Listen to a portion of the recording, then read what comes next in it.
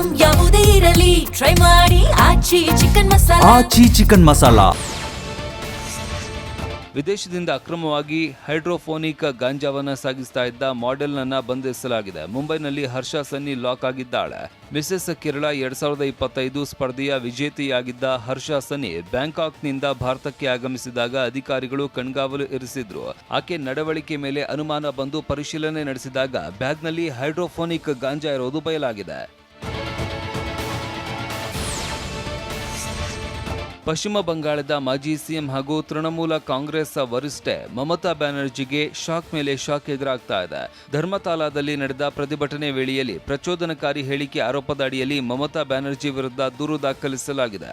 ನಾವು ಇಲ್ಲಿ ಇರುವುದರಿಂದ ನೀವು ಸುರಕ್ಷಿತವಾಗಿದ್ದೀರಿ, ನಾವು ಇಲ್ಲದಿದ್ದರೆ ಒಂದು ನಿರ್ದಿಷ್ಟ ಸಮುದಾಯದ ಜೀವನ ಕಷ್ಟ ಆಗ್ತಾ ಇತ್ತು ಅಂತ ಪ್ರಚೋದನಕಾರಿ ಹೇಳಿಕೆ ನೀಡಿದ್ರು. ತೃಣಮೂಲದ ಕಾಂಗ್ರೆಸ್ ಮುಖ್ಯಸ್ಥ ವಿರುದ್ಧ ಪೊಲೀಸರು ಎಫ್ಐಆರ್ ದಾಖಲಿಸಿದ್ದಾರೆ.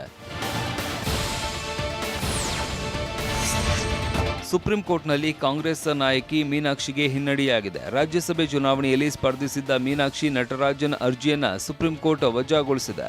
ನಾಮಪತ್ರ ರದ್ದು ಪ್ರಶ್ನಿಸಿ ಸುಪ್ರೀಂಗೆ ಮೀನಾಕ್ಷಿ ಅರ್ಜಿ ಸಲ್ಲಿಸಿದ್ರು. ಹೈಕೋರ್ಟ್ ಮೊರೆ ಹೋಗೋದಕ್ಕೆ ಅರ್ಜಿದಾರರಿಗೆ ಸುಪ್ರೀಂ ಕೋರ್ಟ್ ಸೂಚಿಸಿದೆ. ಅಫಿಡವಿಟ್ನಲ್ಲಿ ಕ್ರಿಮಿನಲ್ ಮೊಕದ್ದಮೆ ಮಾಹಿತಿ ಮುಚ್ಚಿಟ್ಟ ಆರೋಪದ ಅಡಿಯಲ್ಲಿ ನಾಮಪತ್ರ ತಿರಸ್ಕಾರವಾಗಿತ್ತು.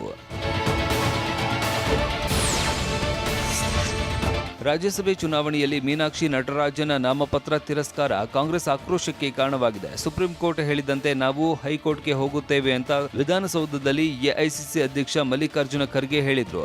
ಬಿಜೆಪಿ ಪ್ರಜಾಪ್ರಭುತ್ವವನ್ನ ಕೊಲ್ತಾ ಇದೆ. ಬಿಜೆಪಿಯವರು ತಮ್ಮ ಜನರನ್ನ ಎಲ್ಲಾ ಕಡೆನೂ ಕೂರಿಸಿದ್ದಾರೆ, ಆದರೆ ಎನ್ಡಿಎ ಅಭ್ಯರ್ಥಿಗೆ ಸರಿಪಡಿಸಲು ಅವಕಾಶ ಕೊಟ್ಟಿದ್ದಾರೆ ಅಂತ ಆಕ್ರೋಶವನ್ನ ಹೊರಹಾಕಿದ್ರು. ಕೆಪಿಸಿಸಿ ಅಧ್ಯಕ್ಷ ಹರಿಪ್ರಸಾದ್ ದೆಹಲಿಯಲ್ಲಿ ಪ್ರಿಯಾಂಕಾ ಗಾಂಧಿಯನ್ನ ಭೇಟಿಯಾಗಿದ್ದಾರೆ. ಎಐಸಿಸಿ ಪ್ರಧಾನ ಕಾರ್ಯದರ್ಶಿ ಪ್ರಿಯಾಂಕಾ ಗಾಂಧಿಯನ್ನ ಭೇಟಿಯಾಗಿ ಚರ್ಚಿಸಿದ್ದಾರೆ. ದೆಹಲಿಯಲ್ಲಿನ ನಿವಾಸದಲ್ಲಿ ಪ್ರಿಯಾಂಕಾ ಗಾಂಧಿ ಭೇಟಿಯಾದ ಹರಿಪ್ರಸಾದ್ ಚರ್ಚಿಸಿದ್ರು. ಕೆಪಿಸಿಸಿ ಅಧ್ಯಕ್ಷ ಸ್ಥಾನಕ್ಕೆ ನೀಡಿದ್ದಕ್ಕೆ ಧನ್ಯವಾದ ತಿಳಿಸಿದ್ದಾರೆ.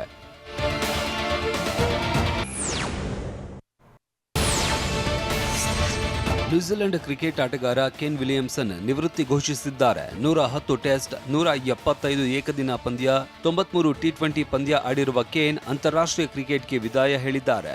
ಕೇನ್ ವಿಲಿಯಮ್ಸನ್ ಜೂನ್ 4ರಂದು ಇಂಗ್ಲೆಂಡ್ ವಿರುದ್ಧ ಕೊನೆ ಟೆಸ್ಟ್ ಆಡಿದ್ದಾರೆ. ಕೇನ್ ನಾಯಕತ್ವದಲ್ಲಿ ನ್ಯೂಜಿಲೆಂಡ್ ಐಸಿಸಿ ಟೆಸ್ಟ್ ಚಾಂಪಿಯನ್ಶಿಪ್ ಗೆದ್ದಿದೆ. ಮೆಕ್ಸಿಕೋದ ಎಸ್ಟಾಡಿಯೋ ಅಡ್ಜೆಕ್ಟಾದಲ್ಲಿ ಜೂನ್ 11ರಂದು ನಡೆದ 2026ರ ಫಿಫಾ ಫುಟ್ಬಾಲ್ ವಿಶ್ವಕಪ್ ಉದ್ಘಾಟನಾ ಪಂದ್ಯದಲ್ಲಿ ಮೆಕ್ಸಿಕೋ ದಕ್ಷಿಣ ಆಫ್ರಿಕಾ ವಿರುದ್ಧ 2 ಗೋಲು ಬಾರಿಸಿ ಜಯ ಸಾಧಿಸಿದೆ.